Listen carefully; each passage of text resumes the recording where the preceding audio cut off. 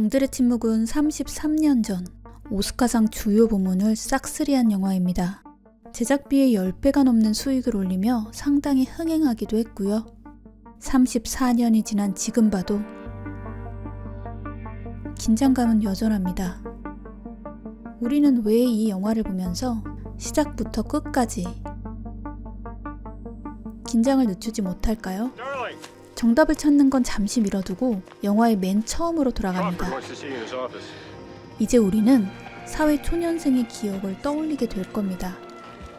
사회초년생이 겪는 위축감, 그 위축감을 영화는 시각적으로 보여주고 있습니다.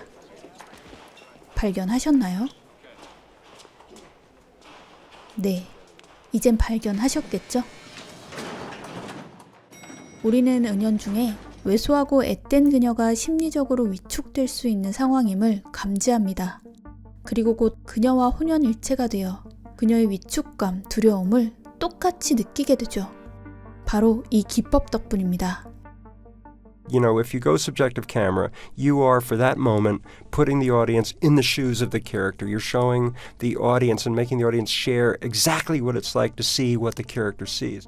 특히 대화 장면의 클로즈업과 시점샷을 사용한 것이 눈에 띕니다. 이 기법의 효과를 두 개의 사례를 비교해서 확인해 보겠습니다. 집이 어디십니까? 집은 왜? 이 새끼가 대답 안 해? 너 전남 택시가 말투가 왜 그 모양이야? 이런 장면에서 우리는 상황을 객관적으로 인식합니다. 반면 시점샷을 사용하면 In quite a hurry. Yes, I didn't intend to sleep so long. I almost had an accident last night from sleepiness, so I decided to pull over. 검문당하는 사람이 느끼는 위압감을 우리도 동일하게 느끼죠. 스탈링의 시선으로 크로포드와 마주하면 그녀가 느끼는 압박감을 우리도 함께 느끼게 됩니다. 여기에 더해 한니발 렉터를 만나러 가는 와중에 마주친 모든 인물 또한 시점샷으로 마주하면서 우리는 스탈링이 느끼는 압박감이 누적되는 것을 함께 경험하게 됩니다. Hi, I'm Barney. He told you don't get near the glass.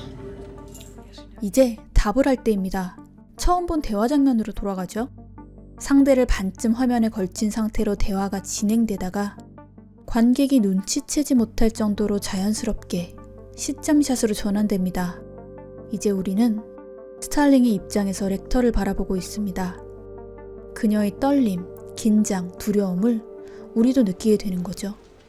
그런데 이런 감정에서 시작된 긴장감이 어떻게 영화 내내 유지될 수 있었던 걸까요? 그건 우리의 상상력을 자극했기 때문입니다.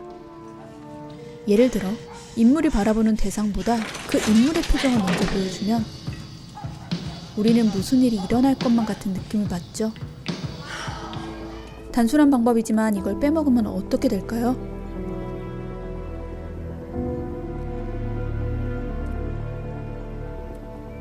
느끼셨나요? 여성의 표정을 인지하기도 전에 여성이 바라보는 대상이 뭔지 우리는 먼저 알아버립니다. 이런 상황에서 그 다음에 여성의 일그러진 표정이 나와봤자 궁금하지도 긴장되지도 않죠. Let's take a look at her. 상상력을 자극하는 또 다른 방법은 정보를 점층적으로 드러내는 겁니다. 피해자 사체를 보여줄 때도 한 번에 보여주지 않습니다. 고약한 냄새를 인물의 리액션으로 전달하고 인물의 생김새를 묘사하는 대사를 제공해서 상상력을 더합니다. Star-shaped contact entrance wound over the sternum. 그 다음엔 신체의 일부를 보여주고 그 다음에 사체 전신을 보여줍니다.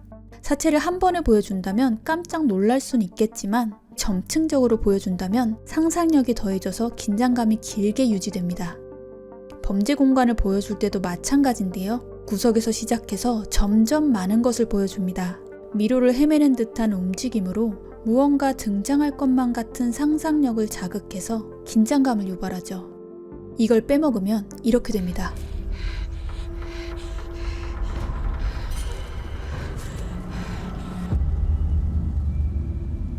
상상력을 자극하기보단 살인마를 피해 달아나는 피해자가 꼼짝없이 산속에 갇혔다는 정보를 전달하는 느낌이 듭니다. 이미지를 반복적으로 보여줘서 상상력을 자극하기도 하는데요. 렉터의 표정과 펜을 번갈아 반복적으로 보여주면 펜을 이용해 무슨 일이 벌어질 것만 같은 긴장감이 돕니다. 물론 한 번만 보여주더라도 펜이 나중에 어떤 역할을 할 것이란 걸 캐치할 수 있을 텐데요. 반복적으로 보여줌으로써 불안감을 주는 리듬을 만들어냅니다. 히치콕의 사이코에서도 동일한 연출을 찾아볼 수 있죠. 여주인공의 언니가 비밀이 숨겨진 모텔 별장에 몰래 잠입하는 장면입니다. 마지막으로 양들의 침묵을 볼 때 끝까지 긴장을 늦출 수 없었던 이유. 교차 편집입니다. 연쇄살인마 빌은 다른 공간에서 분장을 하고 있고 피해자 캐서린은 빌이 아끼는 강아지를 유혹하고 있습니다.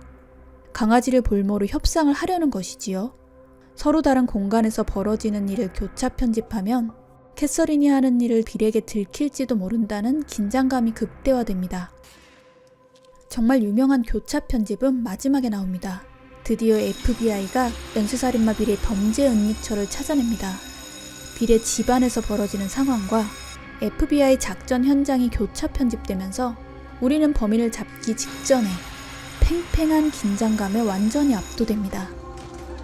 그리고 영화는 예기치 못한 서프라이즈를 선사하며 결말을 향해 달려가죠. 양들의 침묵은 지금까지의 방법들로 긴장감을 유지하면서도 절제된 품격을 지닌 영화라는 인상을 줍니다. 조나단 드미 감독은 싸구려 충격요법이 아니라 가능한 한 품격 있는 접근 방식을 원했다고 밝혔죠. 이 영화의 핵심은 젊은 여성이 또 다른 젊은 여성을 구하는 것이기 때문에 단순한 슬래셔나 잔혹한 살인마 영화로 보이고 싶지 않았다고 합니다. 이런 절제된 긴장감은 마지막 장면에서 더욱 빛을 발합니다. Starling. Well, Clarice, have the lambs stopped screaming?